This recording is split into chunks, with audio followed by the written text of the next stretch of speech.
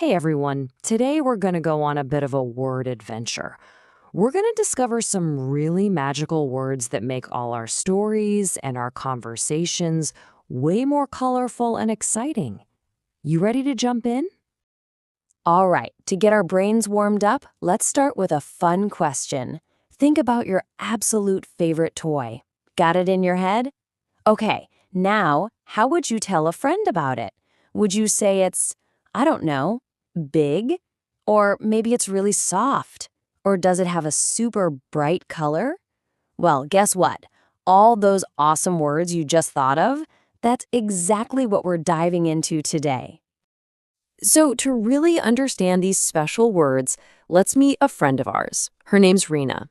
We're just going to tag along with her on a pretty normal day and see how she starts noticing these magical describing words all around her. Okay, so here's Rena, and here's her house. Now, the sentence says, "This is Rena. She lives in a house." I mean, it's fine, right? But doesn't it feel a little boring?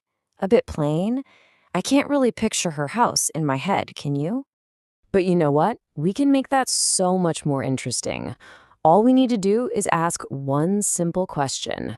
What kind of house is it? And there we go. It's a beautiful house. See that? Just one little word, beautiful, and bam. Suddenly we can all picture it, can't we? A lovely, amazing home for Rena. Now that is the power I was talking about. So a little later, Rena's looking outside in her garden, and she spots a hen. But it's not just any hen. She notices it's a fat hen. That word fat tells us just a little bit more about what this particular hen looks like. Okay, so these awesome, powerful describing words, they have a special name. We call them adjectives. And really, all an adjective does is tell us more about a noun. And you remember what nouns are, right? A person, like Rena. A place, like her garden. An animal, like that hen. Or a thing, like her beautiful house. Simple. All right, let's get into the details a bit. Turns out there are a few different kinds of adjectives. First up, we've got what we call adjectives of quality. And these are words that, well, they tell us about the quality of something. So Rena looks at the sky, and she thinks to herself, wow, it's a sunny day. That word, sunny, describes the quality of the day, doesn't it? It tells us what it's like outside, that it's warm and bright. So here's the key thing to remember, a great little trick. Adjectives of quality always, and I mean always, answer the question of what kind. What kind of day is it? A sunny day. What kind of house does Rena live in? A beautiful house. See how that works? Okay, Rena's adventure isn't over. Next, she's off to the market with her dad. And while she's there, she's going to discover a whole new type of adjective, ones that are all about counting and measuring.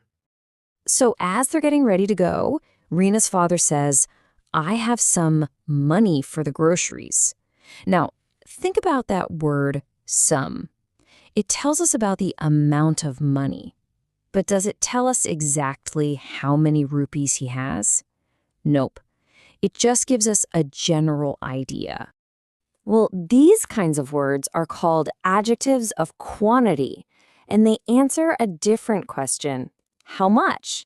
Like, how much water is in the glass? Some water. Or how much homework do you have? Much homework.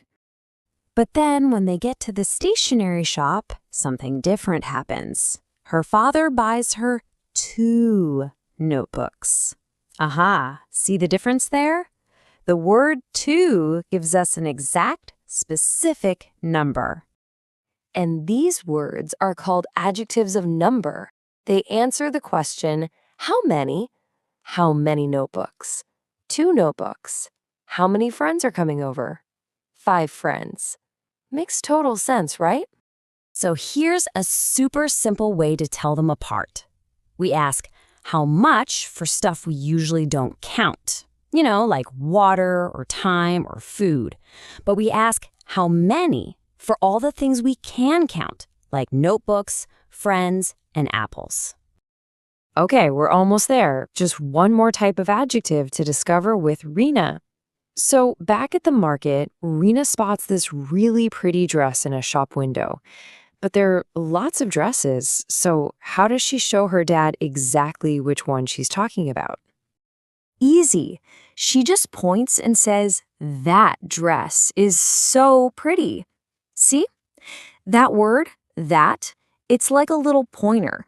It singles out the exact dress she's looking at so there's no confusion. These awesome pointing words are called demonstrative adjectives. And you use them all the time. This, that, these, and those. And they always help us answer the question, which one? Is it this book right here in my hand? Or those birds way up in the tree? And that's it. You've learned so much about describing words, just like Rena did on her day out. So I think it's your turn.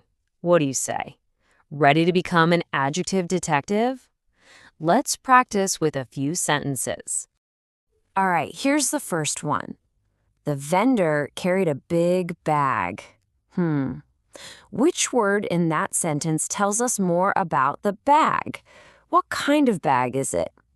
You got it. It's big. Okay, next one. Jenny is an honest volunteer.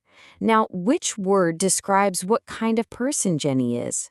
The adjective is honest. And hey, that's a perfect example of an adjective of quality, isn't it? And for our last practice one, I met that boy in the party. Can you find the pointing word here? Which word is singling out a specific boy? Yes, it's that. You guys are amazing at this. Great job. So, what's the big takeaway here?